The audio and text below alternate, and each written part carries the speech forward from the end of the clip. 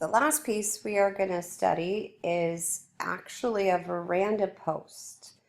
And as you can see, it's almost like the caryatids that held up the building, the Erechtheion, the Parthenon in Athens. So if you look over here, this is the post that was sculpted in the round that was part of like holding up the structure. So that's why it's called a veranda post. And it is of an enthroned king and his senior wife, or called Opo Ogog.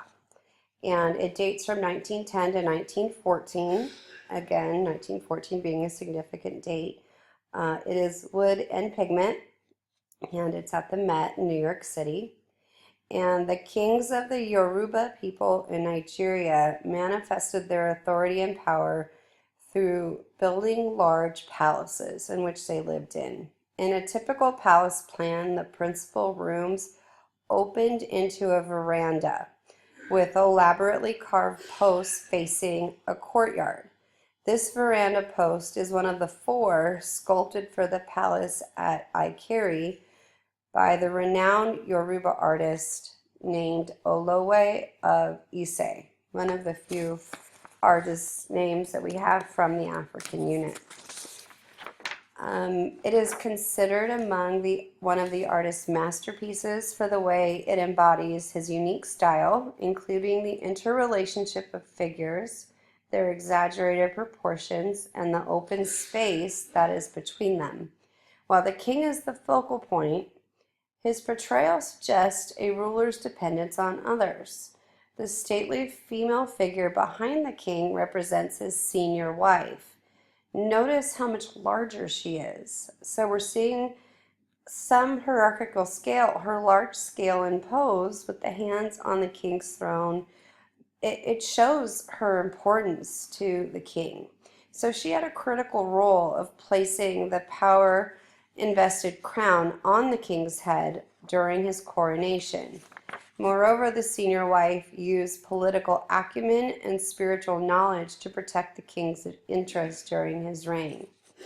Now, if you look at the bottom of the piece, you can see down here, there are small figures, and these small figures at the king's feet represent a junior wife, the flute-playing trickster god, Isu, and a fan bearer. The fan bearer is now missing, but it used to be there. In its figural style, iconography, and the circumstances of its production, this architectural sculpture belongs to the court milieu that was informed the art of the Yoruba for centuries. A historian has referred to the artist responsible for its creation as the best and most original of the Yoruba carver. Olowe was born in the Ekiti town of Efan Alawe, one of the great centers of Yoruba carving at the turn of the century. At an early age, he moved to Ise, a village to the southeast, and there, according to historians, Olowe became the emissary or messenger of the Aranjale, or king of Ise. And for many years, until his death in 1938, he had great fame in the area as a carver of architectural sculptures such as doors and veranda posts. Olowe was a master of composition. He had what in the Yoruba is called ojwana, or design consciousness. This term refers to the artist's sensitivity to form and to the relationship of form to subject. In the artistry of Olowe, the surface ornamentation complements formal properties.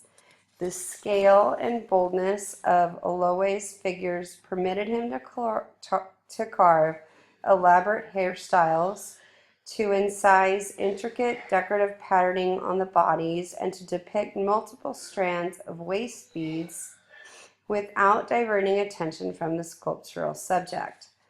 Of the three veranda posts commissioned, this one, the central post of the outer courtyard at the Palace of Ise, is the most important and astonishing, and it was the focal point of the attention that was given if you were in the courtyard. Alowe's skill as an artist reveals itself in his sensitivity to composition, because despite of the openness of the sculpture of the king and queen, the clear separation of the figures, the sculptor succeeded in relating them to one another in a heraldic format. In this work, a diagonal line intersects the vertical, relating the royal couple to one another. For example, the line of the queen's jaw is picked up by the tail of the bird that forms a graceful curve with its counterpoint of the bird's bill that touches the crown. That diagonal line of the queen's breast continues in the jawline of the king and is repeated in the lower arms of the king and queen. So the pattern of the layer beads around the queen's waist is reiterated in the beaded pattern on the crown. So these visual associations of line and pattern allowed Alowe to convey to the viewers the couple's intimate relationship. So this is a wonderful piece, and our last one.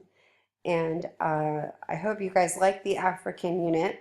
I think when I went to the Met, I spent a lot of time in this area just because I found the abstractness and the use of materials so different from the art that I previously thought was my favorite. So I really like this unit, or at least this African section. Okay, so as long as my doctor appointment goes well on Monday the 9th, I will be there, and we will get started on learning about Indigenous Americas. So we're going to talk about everything from Machu Picchu to the Native Americans throughout the United States and even into Canada. So that'll be next week. And then the week after that, we get to talk about the Pacific art, which includes Hawaii and New Zealand and Papua New Guinea and New Ireland. And so a lot of this art is very similar because it has a lot of, they just have a lot of things in common. And I can't wait to talk to you guys about that when I get back. So Mr. Chang is going to stamp this packet when you're done. Make sure that you guys are doing the research notes in those boxes completely.